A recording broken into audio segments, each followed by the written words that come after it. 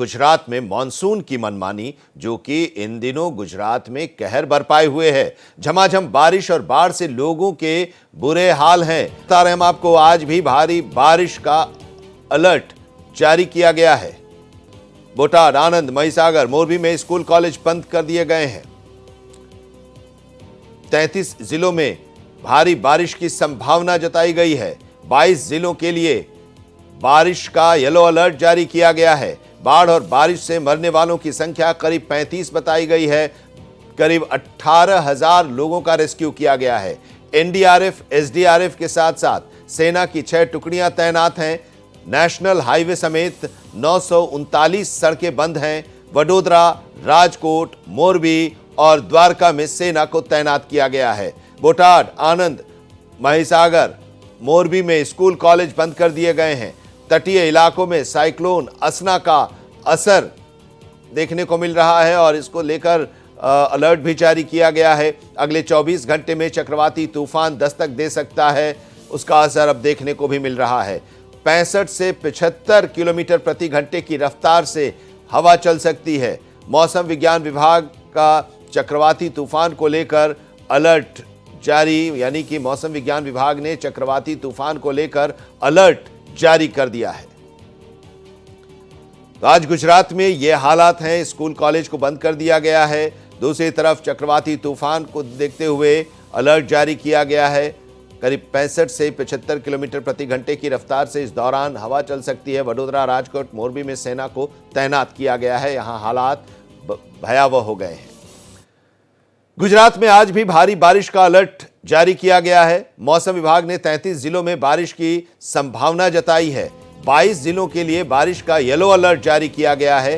भारतीय सेना राहत और बचाव के काम में जुटी हुई है। बाढ़ में जो लोग फंसे हुए हैं उन्हें रेस्क्यू किया जा रहा है। सेना के जवान उन्हें सुरक्षित स्थानों पर पहुंचा रहे हैं। राहत और बचाव का काम भी चल रहा है। साथ ही जो आवश्यक सामान है खाने पीने के, वो उन्हें पहुंचाया जा रहा है। हेलीकॉप्टर की मदद से, सेना की मदद से उन तक पैकेट्स पहुंचाए जा रहे हैं। खाने के सामान पहुंचाए जा रहे हैं, ज़रूरी सामान पहुंचाए जा रहे हैं। और ये तस्वीर आप देखिए, शहर जो है वो लबालब पानी से भरा हुआ है। गाड़ियां डूब गई हैं, घरों के अंदर पानी चला गया है। लोग अब सुरक्षित जगहों पर जाने के लिए मजबूर हो रहे हैं। पानी में उन्हें देखिए कि किस तरह से रहना पड़ रहा है। और भारी बारिश की चेतावनी अब भी जारी की गई है। दूसरी तरफ चक्रवाती तूफान की भी आशंका जाहिर की गई है और बताया जा रहा है कि आज शाम तक ये चक्रवात टकरा सकता है समुद्र के किनारे से, और कच्छ और उसके आसपास के इलाके इससे काफ़ी प्रभावित हो सकते हैं। इस दौरान 65 से 75 किलोमीटर प्रति घंटे की रफ्तार से हवा भी चल सकती है। भारी बारिश भी होगी 5 दिनों तक। अगले 5 दिनों तक के लिए मूसलाधार बारिश का अलर्ट भी मौसम विज्ञान विभाग ने जारी किया है। गुजरात में भारी बारिश की वजह से स्थिति भयावह हो गई है। शहर शहर सैलाब से तबाही मची है।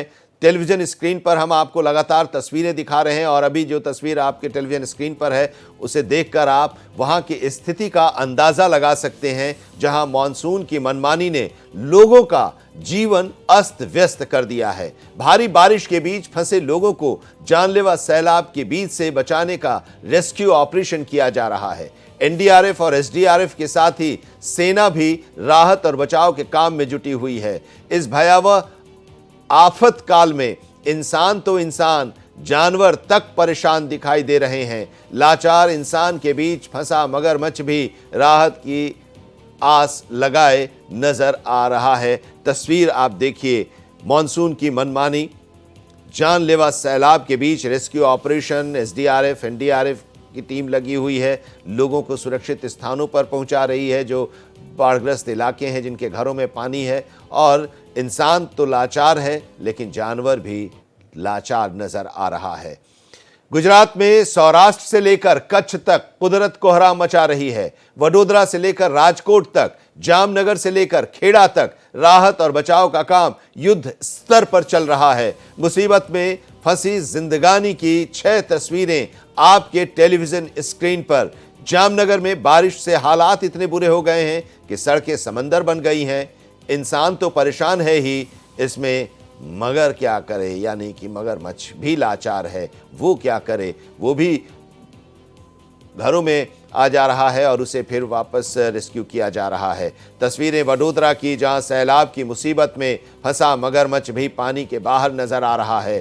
पोरबंदर में भारी पानी के बीच फंसे लोगों का रेस्क्यू किया जा रहा है और वहीं खेड़ा में दुकान, बाजार सब जलमग्न नजर आ रहे हैं। वहीं भुज में हालात बदतर हैं, पूरा शहर पानी के आगोश में समाया हुआ है। भरूच की अगर हम बात करें तो वहां भी स्थिति कमोबेश वैसी ही है। जानलेवा सैलाब के बीच लोग भय में, डर में अपना जीवन बिताने के लिए मजबूर हैं। तो ये 6 तस्वीरें जामनगर, वडोदरा की हम आपको दिखा रहे हैं। इसके अलावा पोरबंदर, खेड़ा, भुज और भरूच की। तो गुजरात में बाढ़ और बारिश ने बेहिसाब तबाही मचाई है। जगह जगह बाढ़ की विनाश लीला ने अब तक 35 लोगों की जान भी ले ली है। हम लगातार तस्वीरें दिखा रहे हैं और ये देखिए 16 जिलों की तस्वीर आपके टेलीविजन स्क्रीन पर, जहां बाढ़ ने खौफ पैदा कर दिया है। बाढ़ से हालात जहां बदतर हो गए हैं। प्रदेश में सबसे बुरी स्थिति वडोदरा की है। साथ ही राजकोट और सूरत में भी बाढ़ ने स्थिति को गंभीर बना दिया है, जिसके बाद सेना को अब मोर्चा संभालना पड़ा है। सेना को राहत और बचाव के कार्यों के लिए तैनात किया गया है। सेना के हेलीकॉप्टरों के माध्यम से बाढ़ प्रभावित क्षेत्रों में लोगों को खाना और अन्य जरूरी सामान भेजा जा रहा है, पहुंचाया जा रहा है। स्थानीय प्रशासन और राहत दल हर संभव प्रयास में जुटे हैं ताकि प्रभावितों को जल्द से जल्द सहायता प्रदान की जा सके। गुजरात के भावनगर शहर सहित जिले के मौसम में अचानक बदलाव आया है। भावनगर शहर सहित जिले के वर्तेज तालुका में बारिश हो रही है। मौसम विभाग के पूर्वानुमान के बाद जिले के वर्तेज तालुका के ग्रामीण इलाकों में बारिश का मौसम बना हुआ है। तो अलग अलग जगहों की तस्वीरें हम आपको लगातार दिखा रहे हैं। ये देखिए 16 जिलों की तस्वीरें, वडोदरा, जूनागढ़, खेड़ा, कच्छ, द्वारका, मोरबी, राजकोट, जामनगर, अहमदाबाद, पोरबंदर, नाडियाड, मोती टोकरी, अरावली, गांधीनगर, भावनगर और सूरत सबसे ज्यादा प्रभावित ये इलाके हैं जहां पर लगातार बारिश हो रही है और बारिश की वजह से बाढ़ की स्थिति है, घरों में पानी है, लोगों को अब सहायता पहुंचाई जा रही है। तो गुजरात के तटीय इलाकों में साइक्लोन असना का खतरा भी बढ़ गया है। अगले 24 घंटे में चक्रवाती तूफान दस्तक दे सकता है। 60 से 65 किलोमीटर प्रति घंटे की रफ्तार से हवा चल सकती है। मौसम विज्ञान विभाग ने चक्रवाती तूफान को लेकर अलर्ट जारी किया है। तो गुजरात के तटीय इलाकों में साइक्लोन असना का खतरा बढ़ रहा है और अगले 24 घंटे में चक्रवाती तूफान दस्तक दे सकता है और इस दौरान 65 से 75 किलोमीटर प्रति घंटे की रफ्तार से हवा चल सकती है। मौसम विज्ञान विभाग ने चक्रवाती तूफान को लेकर अलर्ट जारी किया है। मछुआरों को समुद्र में जाने से मनाही कर दी गई है, न जाने का निर्देश दिया गया है। समुद्र के आसपास के जो लोग हैं उन्हें वहां से सुरक्षित जगहों पर जाने के लिए कहा गया है, हटने के लिए कहा गया है, क्योंकि इस दौरान बारिश भी होगी, समुद्र की लहरें भी तेज होंगी और 65 से 75 किलोमीटर प्रति घंटे की रफ्तार से हवा भी चलेगी। तो एक तरफ बारिश और बाढ़ से गुजरात के लोग त्रस्त हैं, तो दूसरी तरफ अब चक्रवाती तूफान भी अब मुसीबत ढाने वाला है। अगले 24 घंटे में चक्रवाती तूफान के खतरे से लोगों को अलर्ट किया गया है। असना का खतरा है, साइक्लोन जो असना है उसका खतरा बताया गया है। अगले 24 घंटे में चक्रवाती तूफान दस्तक दे सकता है। करीब 65 से 75 किलोमीटर प्रति घंटे की रफ्तार से इस दौरान हवा चल सकती है और बारिश भी होगी। तो ऐसे में आप समझ सकते हैं कि स्थिति वहां पर कितनी भयावह है। लोग बाढ़ और बारिश से तो परेशान थे, अब चक्रवाती तूफान का असर भी वहां पर उस इलाके में देखने को मिल रहा है।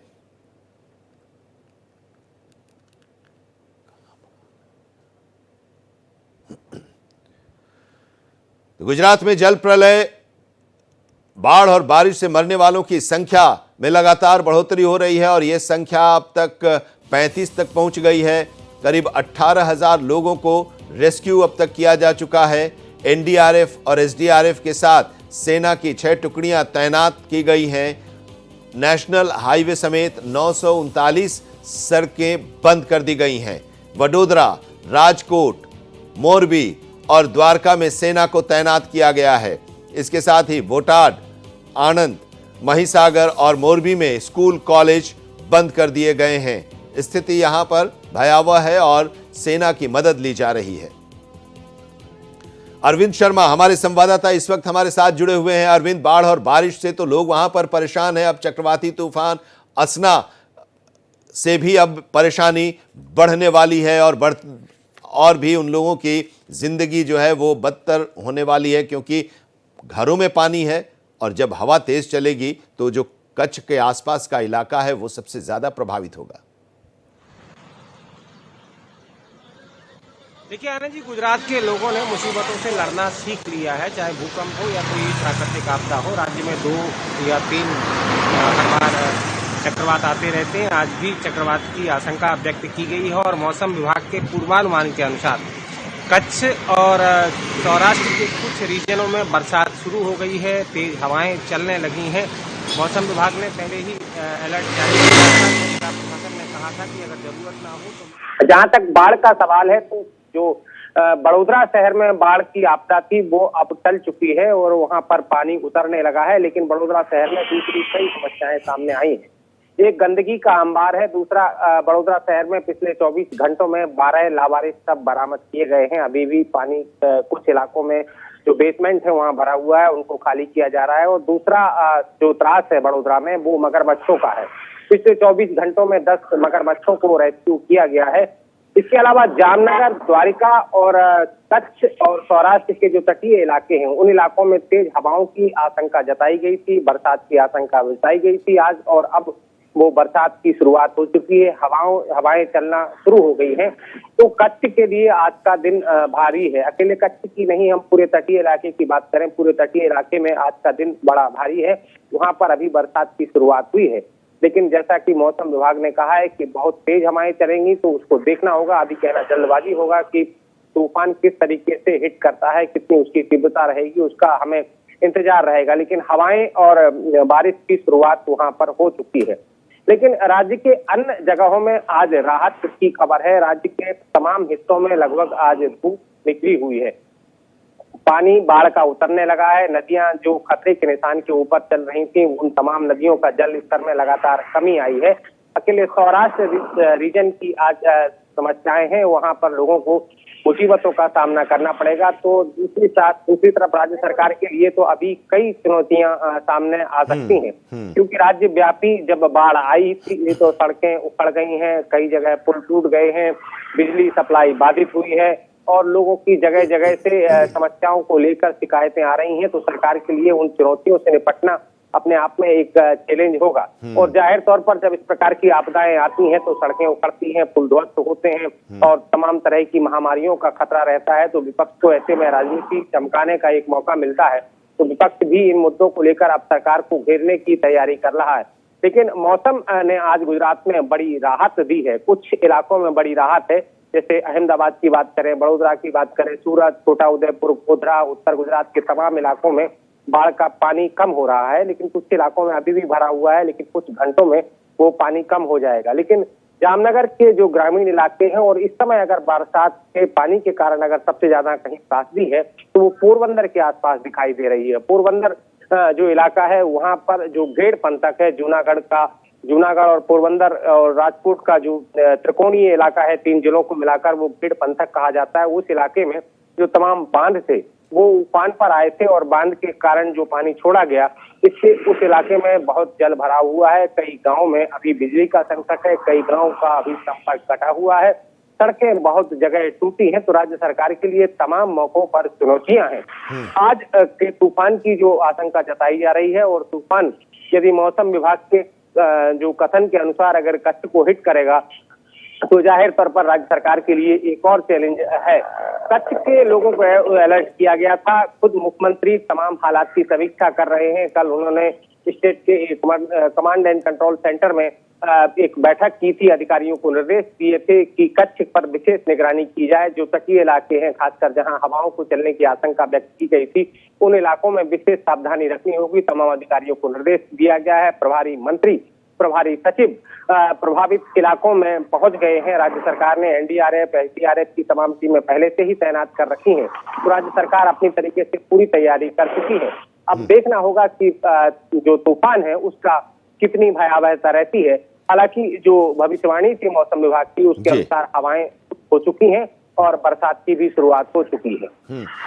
अब एक चुनौती एक ये भी है कि आप बता रहे हैं कि धीरे धीरे पानी घट रहा है कई इलाकों में, और जब पानी घट जाएगा और बाढ़ की स्थिति, बारिश रुक जाएगी और नदियों का जलस्तर जब अपने पुराने स्थिति में आ जाएगी, तब एक चुनौती जिसकी तरफ आपने अभी कहा भी कि बीमारियों को लेकर, महामारी को लेकर होगा, उसके लिए भी अब तैयारी एक तरह से सरकार की तरफ से शुरू हो चुकी होगी, प्लानिंग अब बनने लगी होगी। देखिए, सरकार ने मेडिकल टीमें बना दी हैं। जो प्रभावित इलाके हैं वहां पर कीटनाशक दवाइयों का छिड़काव किया जा रहा है। अगले 24-48 घंटों में करीब 20,000 घरों का सर्वे भी किया गया जो बाढ़ प्रभावित इलाके थे, और विशेष मेडिकल टीमें राज्य सरकार की तरफ से गठित की गई हैं जो इन इलाकों का दौरा करेंगी। पीने के पानी में जहां तक है वहां क्लोरीन की गोलियां बांटी जा रही हैं ताकि लोगों का स्वास्थ्य ठीक रहे, और जरूरी जितने एहतियाती कदम है वो राज्य सरकार की तरफ से आनंदी उठाए गए हैं। और राज्य सरकार लगातार तमाम प्रयास कर रही है, लेकिन समस्या राज्य व्यापी है, तो राज्य सरकार के लिए अपने आप में चुनौती होगी। राज्य सरकार के जितनी भी मशीनरी है वो शायद इस समय कम दिखाई दे रही है जिस प्रकार से राज्यव्यापी बाढ़ की समस्या है। तो राज्य सरकार ने अपने तरीके से पूरी कोशिश की है। सरकार की लगातार निगरानी रही है। खुद प्रधानमंत्री समय समय पर की जानकारी लेते रहे हैं। गृह मंत्री लगातार केंद्र सरकार की तरफ से राज्य सरकार को सहयोग देने की बात करते रहे हैं। सेना भी मौके पर है, एनडीआरएफ है, एसडीआरएफ है, और तमाम जो एजेंसियां हैं वो लगातार राहत और बचाव काम में जुटी हुई है। तो आज की चुनौती भी सरकार के लिए है और सरकार शायद इस चुनौती से भी निपट लेगी। सरकार को ऐसा विश्वास है। राज्य सरकार लगातार इस मामले में पूरी तरीके से एक्टिव मोड में नजर आ रही है। जगह जगह जो इनके मंत्री हैं वो नजर आ रहे हैं प्रभावी इलाकों में। आज का तूफान जो है ना गुजरात के लिए कैसा रहता है उसका इंतजार होगा। आसना साइक्लोन जिसकी बात हम लोग कर रहे हैं और आज इस पर नजर सबकी टिकी हुई है, कच्छ में साइक्लोन टकराएगा, लेकिन उसके अलावे कौन कौन से और इलाके प्रभावित होंगे और वहां पर क्या व्यवस्था है? जो किनारे, समुद्र के किनारे जो लोग हैं उन लोगों को हटा दिया गया है। देखिए, कल देर शाम इसको लेकर अलर्ट आया था क्योंकि सरकार, मौसम विभाग को एक अनुमान था कि ये जो डीप डिप्रेशन है ये समंदर में जाकर समा जाएगा, लेकिन ऐसा नहीं हुआ। वो और मजबूत हो गया जैसा मौसम विभाग ने कहा है। तो उसके अनुसार अब जो गुजरात की अगर हम बात करें तो गुजरात के करीब 16 जिले ऐसे हैं जो तटीय हैं और 16 जिले हैं और 1600 किलोमीटर का समुद्री किनारा है। तो जाहिर तौर पर यदि तूफान आता है तो पूरे समुद्री किनारे को प्रभावित करेगा। उसमें अमरेली है, भावनगर है, जाफराबाद है, कच्छ है, द्वारिका है, जामनगर है, ये तमाम, बलसाड़ है, वापी है। अब कितना प्रभाव ये तूफान दिखाता है उसको देखना होगा। यदि तूफान की तीव्रता अधिक रहेगी तो तमाम तटीय इलाकों में लोगों को परेशानी का सामना करना पड़ेगा। सरकार की तरफ से अगर बात करें तो सरकार ने चेतावनी जारी की है और जितना सरकार के पास वक्त रहा है उसकी वजह से जो तटीय इलाके में हो, जहां जरूरत हो, निचले कच्चे मकानों में जो लोग रह रहे हैं, झुग्गी झोपड़ी में रहते हैं, उनको सुरक्षित स्थानों पर भेजने के लिए कल रात से ही मशीनरी काम कर रही है। लगातार सरकार प्रयास कर रही है कि इस तूफान से भी निपटा जाए, क्योंकि राज्य में इसके पहले भी कई बड़े तूफान आ चुके हैं। बिपरजॉय आ चुका है, नीलोफर आ चुका है, और तमाम तूफान जब राज्य में आए हैं और राज्य सरकार पूरी तरीके से मुस्तैदी के साथ इन तूफानों से निपटी है। तो राज्य सरकार की जो मशीनरी है तूफान से निपटने का राज्य सरकार का एक अपना अनुभव भी रहा है, उसके अनुसार राज्य सरकार लगातार काम कर रही है और इस तूफान से भी निपटेगी, ऐसा राज्य सरकार का अपना मानना है।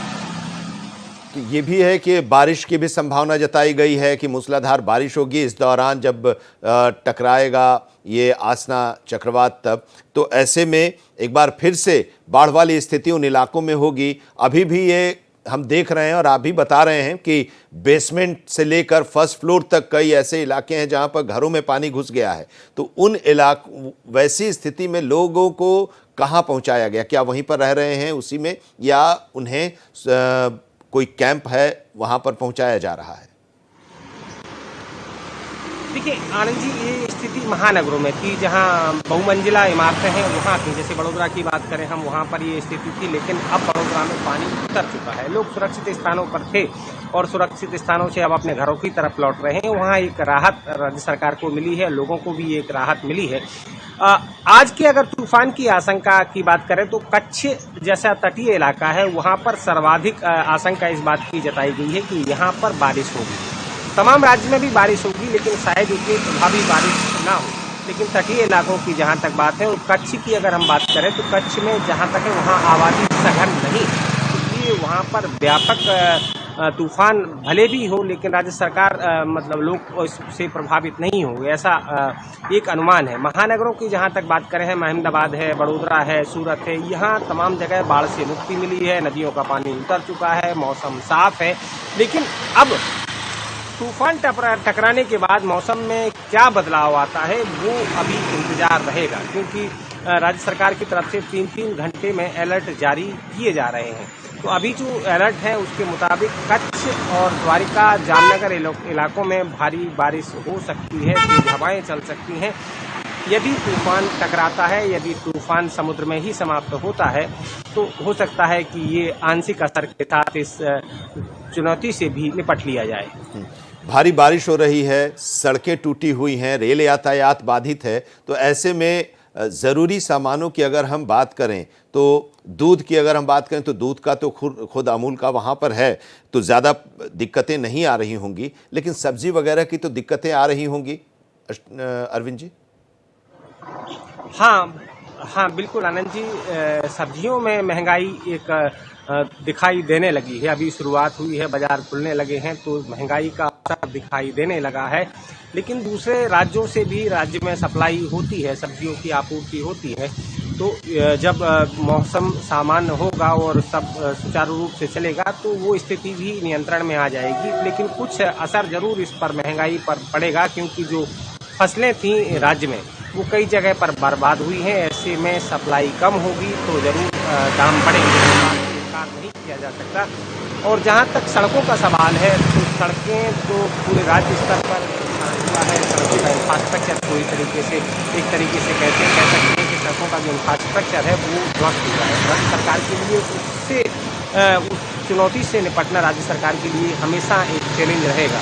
और सड़कों के मामले में तो राज्य सरकार में विधायक है सूरत के कुमार कानानी, उन्होंने राज्य सरकार में सूरत के महानगर निगम कमिश्नर को एक पत्र लिखा है कि गड्ढों वाले राज्य से सूरत की मुक्ति दिलाई जाए। जब अपने ही सरकार पर निशाना साध रहे हैं तो जाहिर तौर पर एक विपक्ष को निशाने साधने का जरूर मौका मिलेगा और विपक्ष इस पर राजनीति तेज करेगा।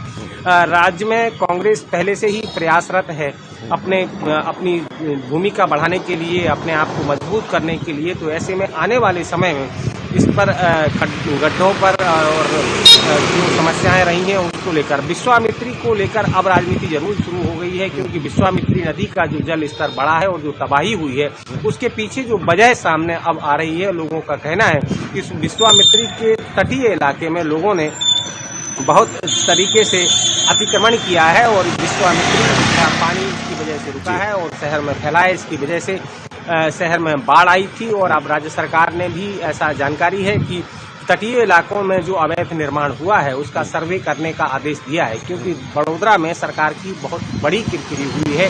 48 घंटों तक बड़ोदरा के नागरिक अपने घरों में कैद रहे, तो बड़ोदरा एक समस्या जरूर होगा। और बड़ोदरा में कई तरह की चुनौतियां हैं, जैसे मैं मगरमच्छों की बात कर रहा था तो पिछले 48 घंटों में शहरी अभी पहली प्राथमिकता है कि बाढ़ का पानी जो है वो धीरे धीरे कम हो और उसके बाद फिर से एक बार आम जनजीवन की शुरुआत हो। तो ऐसे में पहली प्राथमिकता है और बाद में जो वजहें हैं उन वजहों को ढूंढा जाए और उसे दूर किया जाए। बहुत बहुत शुक्रिया हमारे साथ जुड़ने के लिए। आपसे आगे भी अपडेट हम लेते रहेंगे अरविंद शर्मा।